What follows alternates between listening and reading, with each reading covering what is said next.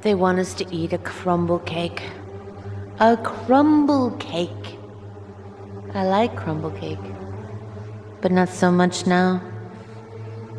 It gets everywhere. Wake up.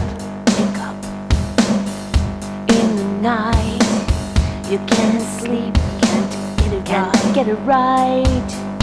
All those thoughts, they bruise down in the darkness when you were used as fodder, like your sons and daughters. 5G on the line, we're streaming now, wild in time. I can't live like this anymore. I can't take it anymore. I need some peace. I need release. And I can't take this anymore.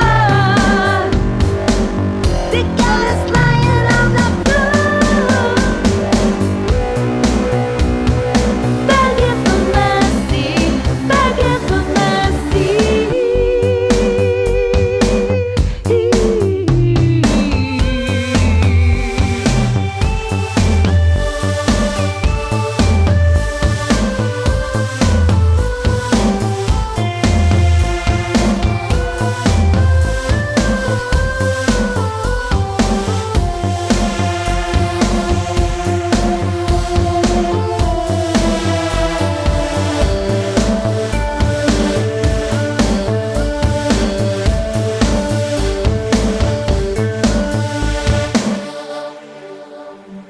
But it's still a crumble cake, love. You see that, right? Still a crumble cake. Crumble cake. La la la la la la. Echo, echo, echo chamber. Circular feedback loop. It's a myopia. Trigger words enforced. Sharp sting of the vaccine. Your pineal gland petrification. Plato's cave, monoslave. Do you get it? Do you get it now? You see that, right? I can't live like this anymore. I can't take it anymore. I need some peace. I need release. And I can't take this anymore. The one is lying on the floor, begging for mercy, begging for mercy, begging for mercy.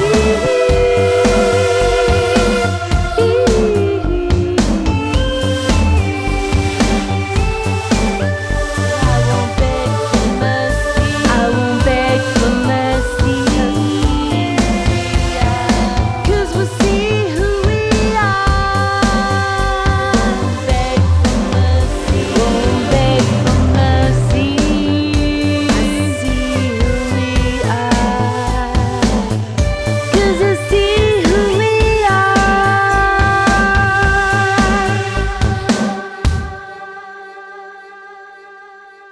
Greetings in the name of the Most High.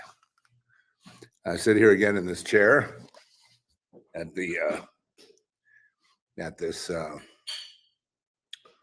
space, the same space I was in yesterday. This is Zeph Daniel, your host on the Zeph Report. And I have gone through a 24-hour period, or almost, of trying to really understand. I've been watching Alex Jones go through kind of like a damage control for the, I guess, what's going on now is they're trying to get us to say that that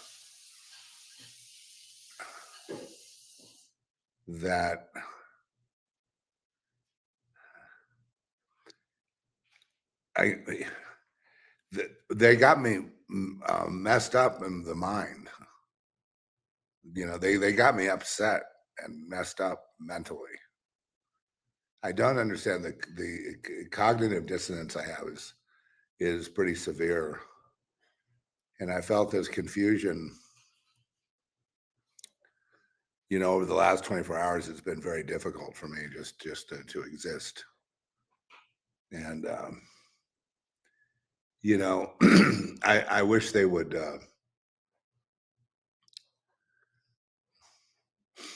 I guess there's no clear answer because on the one hand you have the pro-Trump people, pro-change really, because the Democrats want to keep everything the same as it was.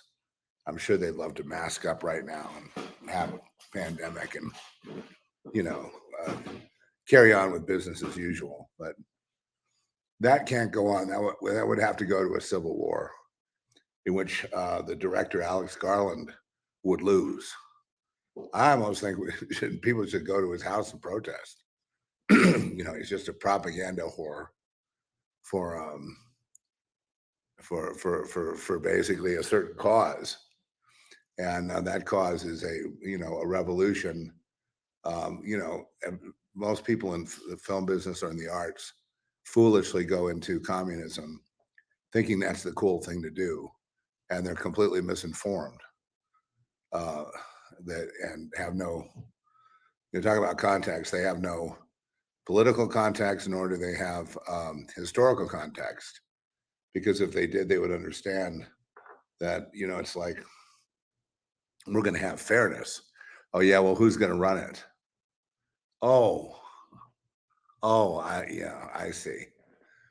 So that's been rejected by me since I was a teenager because I could see the folly. It just seemed like people in Hollywood would just say they're communists just to be accepted, to try to get roles in movies and stuff and to be stars. So they would just go along with it. But really, it's not the communism they're after. The DEI and all those are part of the communist, trick, if you will. But it's really good versus evil. And communism represents Satanism, and a representational republic. A republic represents God, because God, because it says that the rights that people have flow from God Himself, from the Creator. In the Declaration of Independence, communism, the rights flow from the state, from the proletariat. People have no say, and if they step out of line, in China, if they step out of line, they get organ harvested. It's that simple. They get their organs cut out.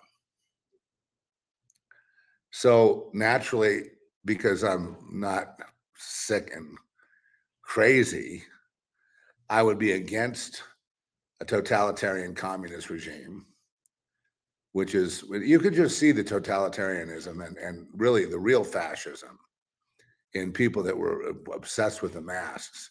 They didn't really care if they wore them. They have no problem, but they just wanted to make sure that everyone around them wore them.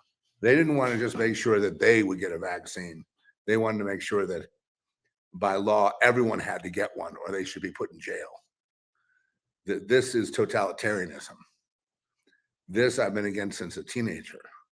This is what they do in communist countries. Okay, they force everybody to get the same thing, and they want uniformity in thought. So there would be no thinkers really allowed. They would have you trained to do what you do, and you do what you do, and if you step out of that lane, then they punish you, and a lot of times that punishment is death.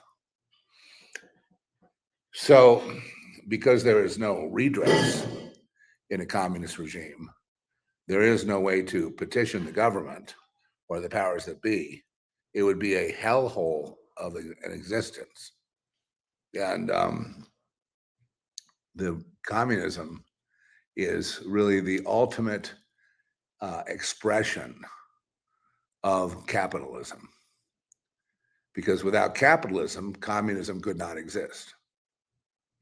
Without capitalist oligarchs, let's say, or leadership, that would be the owners. Let's say, what the WEF now calls stakeholders. These would be the stakeholders. These would be the billionaires in Fritz Lang's 1927 movie Metropolis, who are wearing the tuxedos to the events and the Academy Awards and playing tennis and going to social events. And the rest of the people would be the workers that are given something to do, and if they don't do it, they get killed. It's very simple. It was intellectually completely a no-brainer to choose freedom over slavery. Communism is not just slavery, but communism is really, in its ultimate expression, is mental slavery. So it would enslave artists like Alex Garland, the director who, very popular A-lister director, who was chosen to do the movie Civil War. And Civil War is simply 100% propaganda. And I hope he's happy, but I mean, they don't think a thing about it, putting out propaganda, because they all believe in this cause. Similarly, the whatever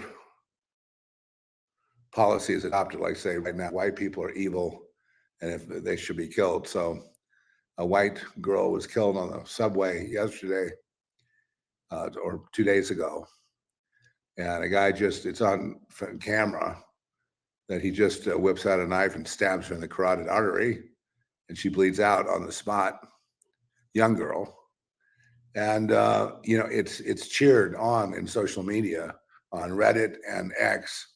They're cheering it on. White girl, all right, yeah. And most of the people that are cheering it on are white. From my observation, that's what I've seen. That's more reason for me to, being that I'm an independent thinker, independent artist, that's where my freedom really lies. And I cherish that, I'm sorry that, I have been banned in my own country, briefly, but not stopped. And I rather like the ability to think and to follow through with either writing or, fictional writing or poetry or song creation or film creation or whatever it is. I like to express myself in that way in the arts. And though there's very little support for people that are not communists, if you're not a communist, it's very difficult. You would have a very hard time in Hollywood because of the infiltration. But it was like that in the 50s, you know what I mean? It was like that in the 40s. They had the Red Scare and they had started, interviewing people to see if they're communists and subversive, trying to overthrow the state. Well, the truth of the matter is, like the Screen Actors Guild, people like that, have always leaned left and given the nod toward communism and given a nod toward total communism and a righteous overthrow of the state in exchange for, they're whores, so in exchange for movie roles. That's not a pure act. It's not an act of idealism. It's an act of, how can I get the role and be the one that gets to be the star? And the one way is to adopt politically, whatever the political climate of Hollywood is, to adopt that. And whatever the ethos is, right now it's sex and drug fueled, orgiastic, communist, decadent state, I guess. I don't know what else you call it. There's merit. There used to be merit in Hollywood. There used to be, but that's long gone. There's a few people here and there that are you know, when I say merit, I mean a filmmaker or a music producer that just is producing or directing surely for the for the love of creation and not enforcing people becoming slaves to work for him or her and not becoming a slave themselves in order to get the job. And unfortunately, the cruelty involved in making people that have talent, kiss the ring even when they don't believe in it. By the act of kissing the ring kills the talent, kills the spirit, right? And it becomes a point of abuse that is traumatizing, and trauma um, reduces or eliminates pure creativity. And then when they're told what to create, Alex Garland, you will create the Civil War. And here's how much money you guys are going to get to spend to do it. And we need a black woman killing Trump, symbolically at the end. And, and here are the elements you have to have in it. The United States divides because of this issue. And this is not art. This is this is the complete sellout and removal of the soul of one Alex Garland, because he just has no shame and no sense of, he probably thinks that globalism and communism are the thing to do, and this is a system that needs to be overthrown. It's a racist, lousy place that was founded on the stolen land and blah blah blah blah blah. And I can refute any of that. Stolen land, no. Conquered land, yes, not stolen. When people clash over land and they go to war over it, whoever the victor is gets the spoils. So if you're victorious and vanquishing, the Indian tribe or whatever that's in that area on that land, and there's a fight over it and you win, then you win it. And if there's a war with Mexico over a territory and Mexico loses and the United States wins, then they win it. If there's another war and Mexico wins, then Mexico wins it. That's the way it's been. I don't really, the idea of stolen, how would one steal land? You couldn't, because if it was an equal adversary, if you stole the land, they would come after you and there would be a fight. And then whoever wins the fight would get the land. Doesn't that make, see, that's where I start getting confused.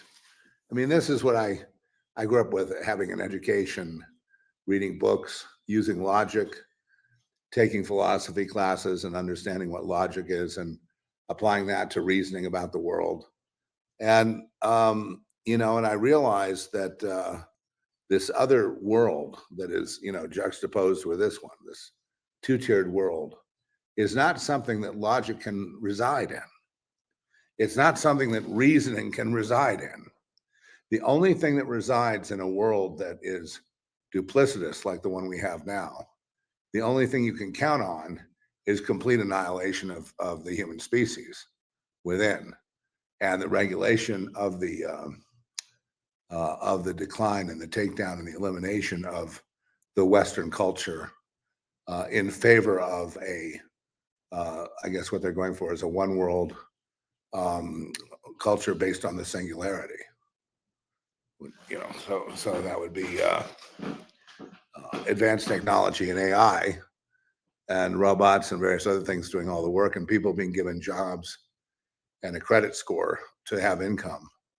And, just told to, while they go extinct, don't have any children, just go ahead and play, fuck, go on little rides, take lots of nice vacations, get served by robots, and enjoy yourself. And I'm sure Alex Garland that would be something that he and his friends would just think is the greatest thing. I don't think you'd ever engage a guy like that in any kind of intellectual or a discussion of reason. And that's all I think what the communist the majority of people on Earth seem to want to be taken care of in that way,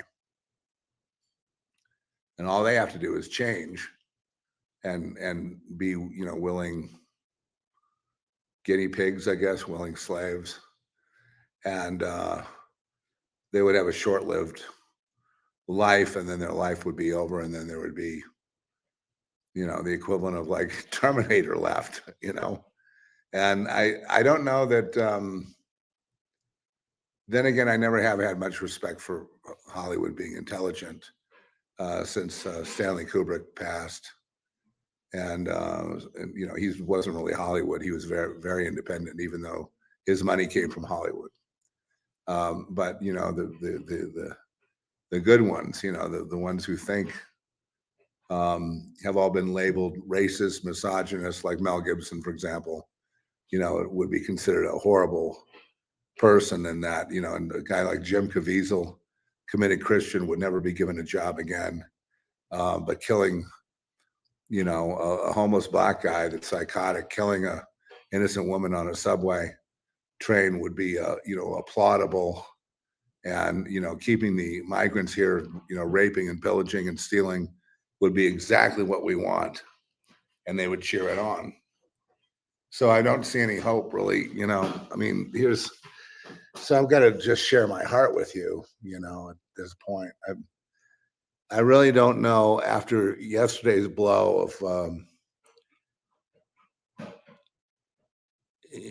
watching, Gates and Zuckerberg, and I guess all these people coming to the White House. Recently we had Tim Cook and others, the tech guys. And, listening to Bill Gates put on his vaccine talk, and then having Trump say that the mRNA shots for kids are 100% effective and completely safe, and that RFK is in a tough position defending that, they should be withheld from kids until they're tested, until the good, placebo test can be done and a true evaluation of the gene therapy treatment can be gotten. And, and the question answered, is that the best thing for an H1N1 type of virus? That's all. And the big fight is over that. It's over that whole thing. And the move is on that the globalists want to throw out, and you know who they all are. They want to throw out RFK Jr. and even, like some of, it's evenly divided between Republican and Democrat. So don't look there for any answer. It's evenly divided. The Republicans are not really Republicans. The Democrats not Democrats. The Democrats are totalitarians, and the Republicans are dictators in a sense. And so now we've gotten to the point of disarray where nothing makes sense anymore. There is no reasoning. We have had a nuclear explosion in the area of logic. And we've talked about AI, how, like I say, AI was used. I didn't make this example. Substack uses AI in order to generate clips of, it's a computer algorithm, but it's also generated by AI to do it so quickly. They generate clips and transcripts of each show so that you can divide the show into little clips of thematic clips that you can share. Some of that is AI. AI is an engine that's in all the platforms, including Facebook, Google, Substack, and all the rest of them. So look no further than yourselves.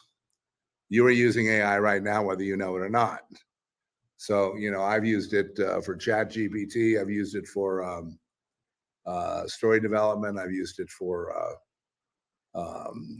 musical,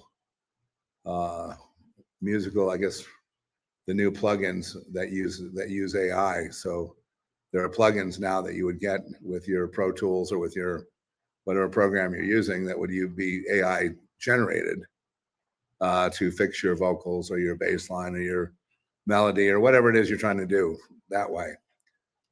In film or restoration, was able to get quickly done. And the alternative would have been to have hand painted every frame to get scratches out of the frame from the damage that had occurred.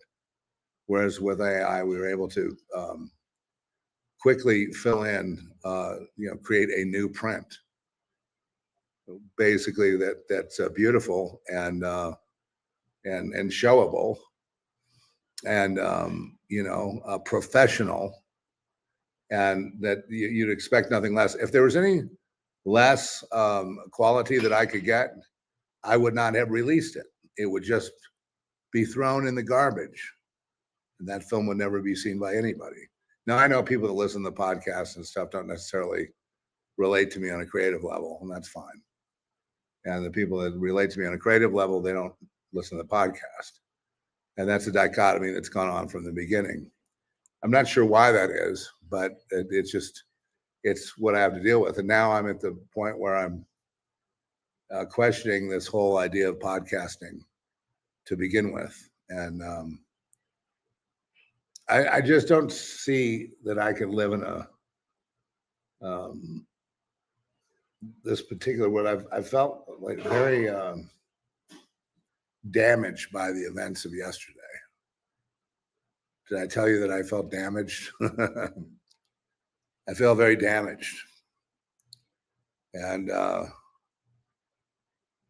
feel like I've been betrayed.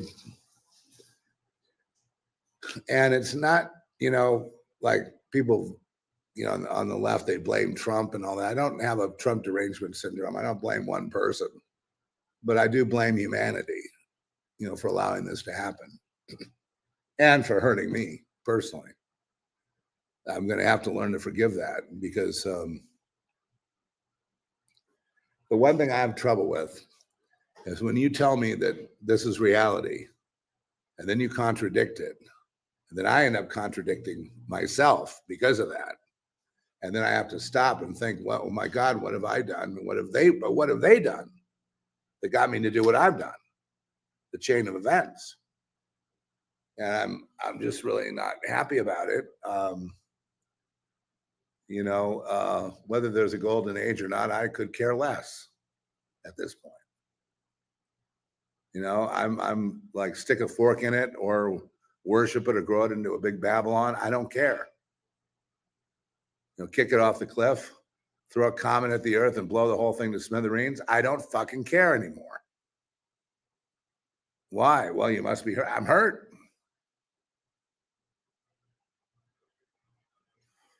I feel I've been really let down by people that were considering themselves to be truth seekers.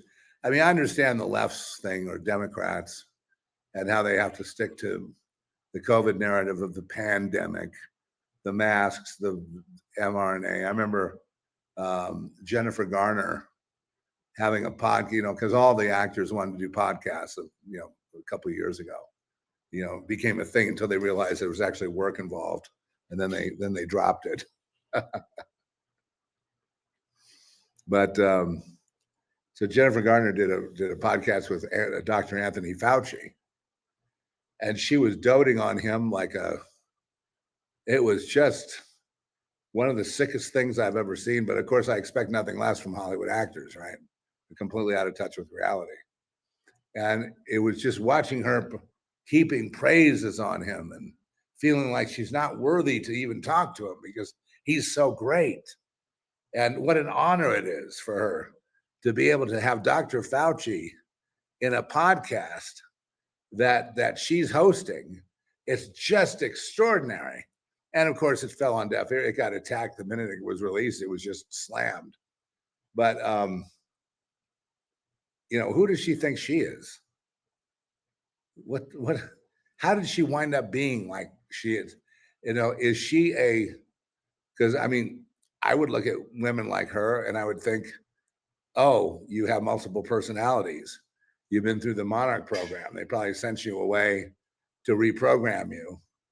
Maybe you were a sex toy, and then you wound up being some kind of a star because they could manipulate you into, because acting is, once they get you, split acting is one of the features that comes out of people who are split. People that have been mind controlled and split and used by the CIA and all that, they make very good actors. Excellent. They go undercover. They pose as assassins. Will pose as the girl next door. Before you know it, you're dead. And yeah, very good actors. Very convincing. And so, is that what is she a monarch? Was there a monarch program? I know that what I was aware of in the mind control is I was aware that there was the micro, which was led eventually by Dr. Jolyon West in Los Angeles. And then there was the macro, which is the implementation of mind control on the entire population, which is what Dr. West was working on. They were all working on that. They didn't want to just have Manchurian candidates or couriers or hookers like the women, you know what I mean, that would offer themselves for exchange for information or infiltration. But that's what I would think about Jennifer Garner, watching her deal with Fauci. And watching her devolve before my eyes on the screen into that of a child, looking adoringly at her father, looking at Joseph Mengele like, oh, daddy. I mean, did anyone else? Well, maybe I'm very sensitive to things like that. So maybe that's just me. But, and so then we heard, I heard Trump say that the vaccines are healthy, completely safe for kids, and that Bobby Kennedy's in a tough position, in his fight against giving it out to kids until there's testing. And they all know what testing would do. Testing would prove that the mRNA is inappropriate as a vaccine, that there are other methods that could be done. And, if you want a vaccine, there's other ways to go about it, which would be more traditional, which would not involve, gene therapy. And that's so all these doctors and all these Republicans were kind of screaming the loudest over it. So, so people get this idea, well, we dropped Trump. It's not focused on Trump. Stop focusing on Trump. We're in an upheaval here in society. This thing's going whether we like it or not. This whole place will be unrecognizable a year from now, whether we like it or not. A lot of people that are sticking to the old paradigm will perish because they won't be able to adapt. And so, and then there's Trump kind of leading the charge, wanting to be the in charge of crypto, of vaccines, of big pharma, of manufacturing, or whatever he wants to do in reshaping the world. And so I suppose the way I feel at this point is that I've been I really did think that he was over that warp speed thing, and he wasn't.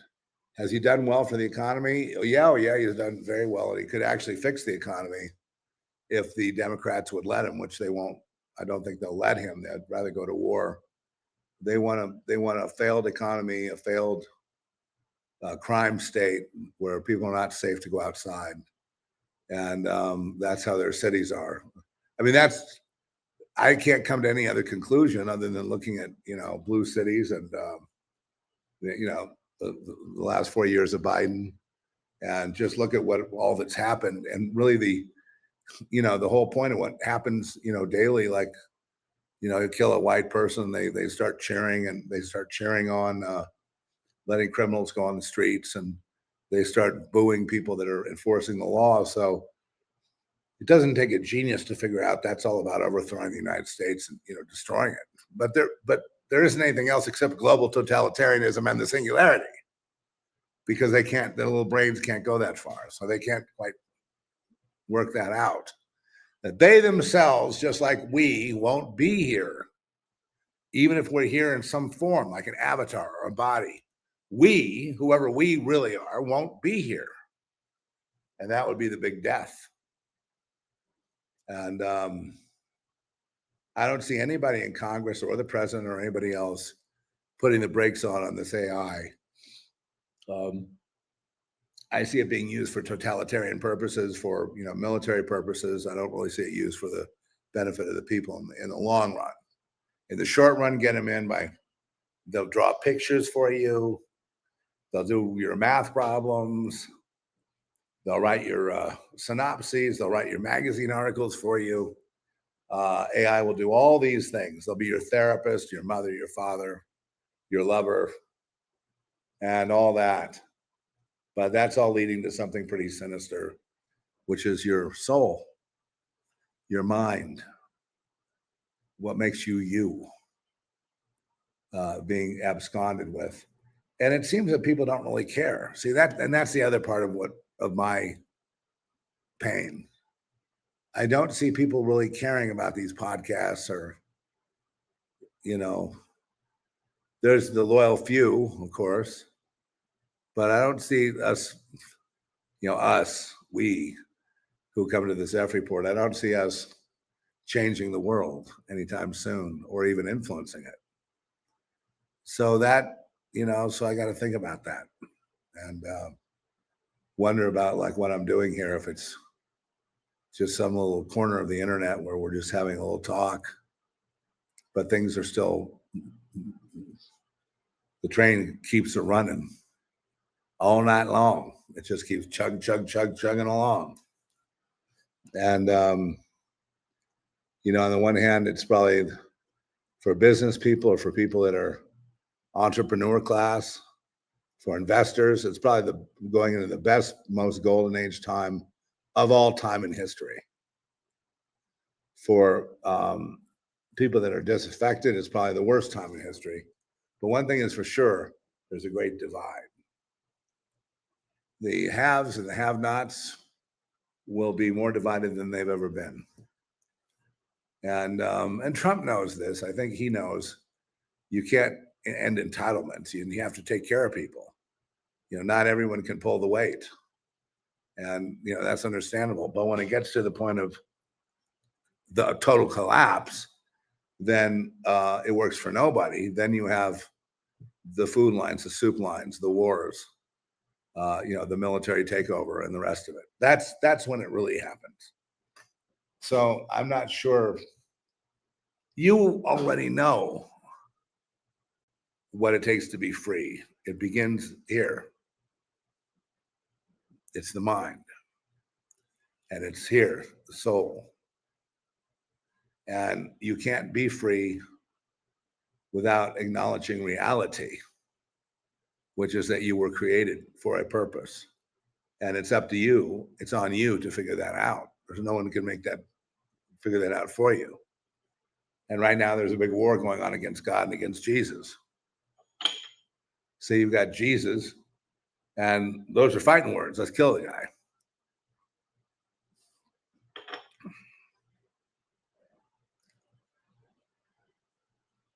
In a sense, I guess, I feel that I was sent here for punishment. I don't really feel that there's been a reward, especially for people like me who have not been a good fit for the system. People that fell out or dropped out through no fault of their own. It just not everybody is hardwired the same,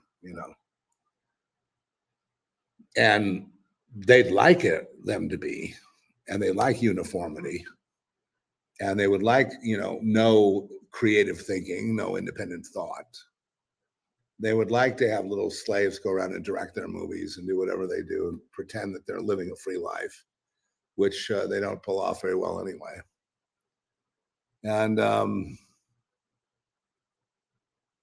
but it's weird, is everything that they've created, that the leisure class has created, the the super yachts and the supercars and the lavish parties in Monaco and you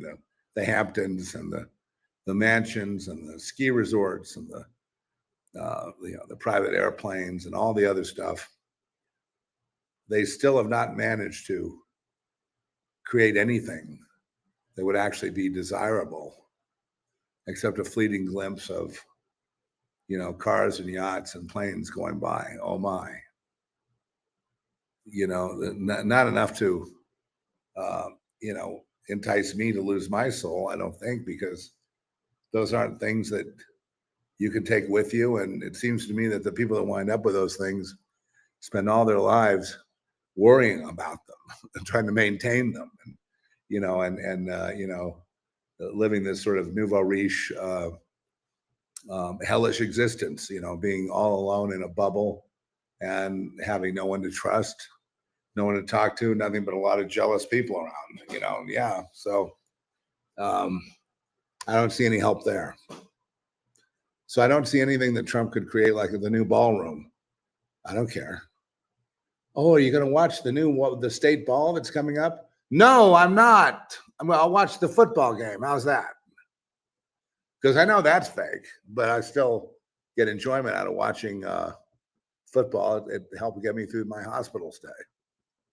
So I'll do that. But do I care about the ballroom? No.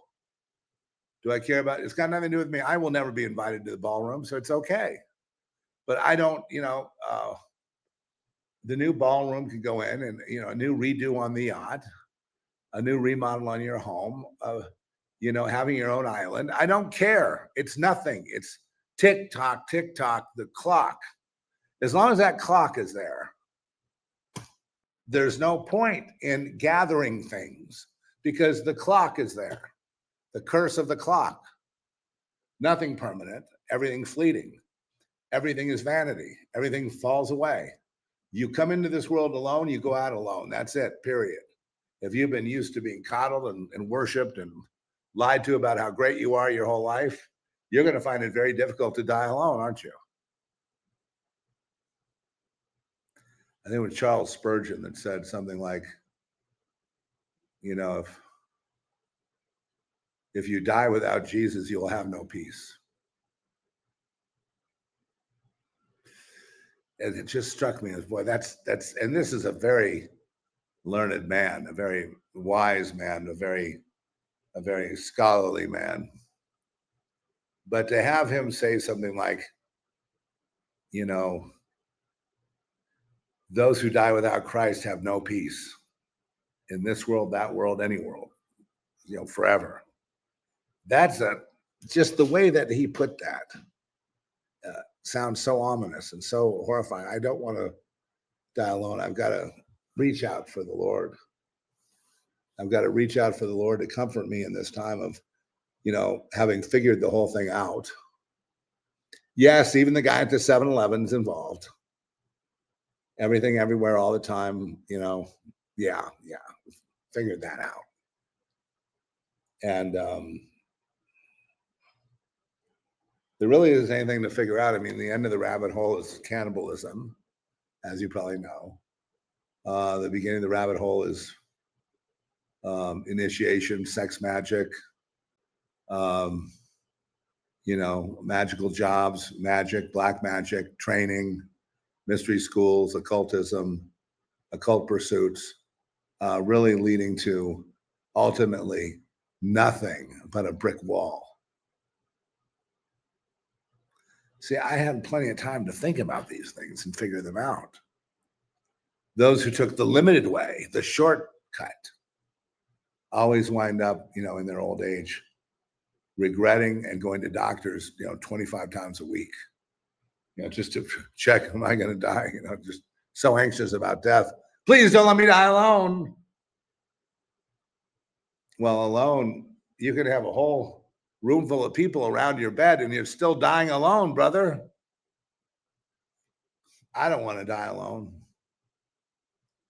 When I was on my deathbed in the hospital, they were just about to pull the plug on me. I wasn't on life support, but I was on, you know, was They were expecting me to pass. And I had the warmest feeling of being with Jesus.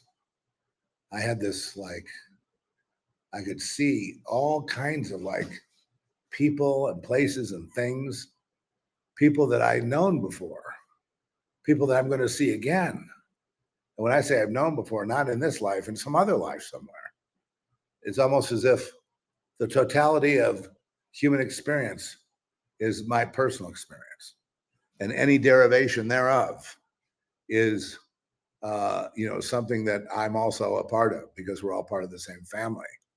So we all share in memories and different, experiences. And it was so warm. I was comfortable. I remember I was warm. Of course, I'm lying in the bed, and I didn't want to die. I mean, I just wanted to get away from the nurses. I didn't want that, but I didn't want to die. And I didn't. And I started, as soon as I could, I started doing a podcast from inside the hospital. You may remember that. Eventually, I got out in 2024 on January 15th, and from January 15th to today. Was it January 15th or was it 2023? Gosh, my mind, I can't remember now. Well, it's been a recovery ever since. It's been today has been kind of a setback, and I hope they can understand that when I'm traveling to different venues, or if I go to see our film in a festival or something. I hope that they can understand that I can't do and be like I was. I'm not the man I used to be, and in physical terms, but I'm more than the man I used to be in metaphysical and philosophical, and in terms of reasoning and logic and things like that. So, but of course, we all know that can go too. And blessed be the man who has these, the walking goes, the organs go, the worms come in, the cancers attack, all these things. Despite all those things, oh dear. Well, I was up tonight because I couldn't sleep because I was, completely disturbed. How do I proceed?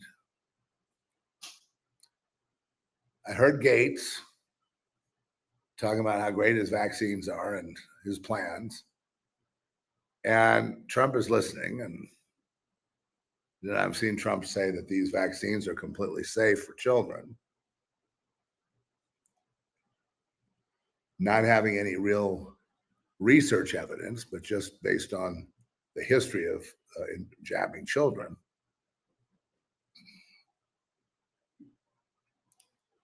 And not addressing the real concerns of a lot of the scientists and doctor community who have seen a lot of pain, suffering, and death as a result of the mRNA and autism and things like that from vaccines. And now they're dealing with cancer, the explosion in cancer rates, which they feel could have been a part of the vaccine, plan, if you will. So we call it a pandemic because they began planning this a long time ago. And I actually watched the planning of Event 201. So I know what I'm talking about in that regard. And it's just about like COVID, just roll it out, then how they're going to handle the emergency, forcing people to be locked down, forcing them to be jabbed, forcing them to wear masks, forcing them into robotic-like behaviors that the elites control. That's what happened. And so I say that, like I said, we said that once in the documentary, or Trish did, and all the critics, Joe, they just seized on that because they don't want you to ever get outside the box. They don't want you to ever think outside the box. They don't want you to ever see the truth. The news media is your 100% the enemy. The universities are 100% the enemy. The state, the government of the United States is really still the enemy of the people. And I appreciate how Trump has tried to change that, but at the same time, here's my real problem. Let's just stop beating around the bush. What Trump is doing and leading is the fastest charge to the singularity slavery of any world leader in the history of man. He's leading the whole globe. And a lot of these people that oppose him don't really oppose him. This is what I've been able to see with my own eyes. They act like they oppose him in public, but they're with him 100%. They're playing the appointed opposition, if you will, to him. But just like Mayor Bowser in D.C., she eventually goes along because that's what she wanted to do, to lock up her city, to have a city that's safe. I don't think anyone goes into a city to intentionally make it a bloodbath. So, the idea of getting to this, everything Trump is doing is not pointing to a sovereign United States in the future, but pointing to a global. Remember when he wanted Greenland and Canada and Mexico? He wanted Canada and Mexico to be merged with the United States. Then he wanted Greenland, and I don't know what else. But remember that? That's not dead, by the way. This is not a guy that's just trying to build a sovereign state, a sovereign United States.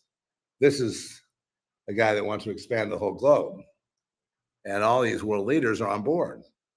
Even if they act like they're not, they are, including the Chinese. So maybe there is no way to stave it off and to stop it.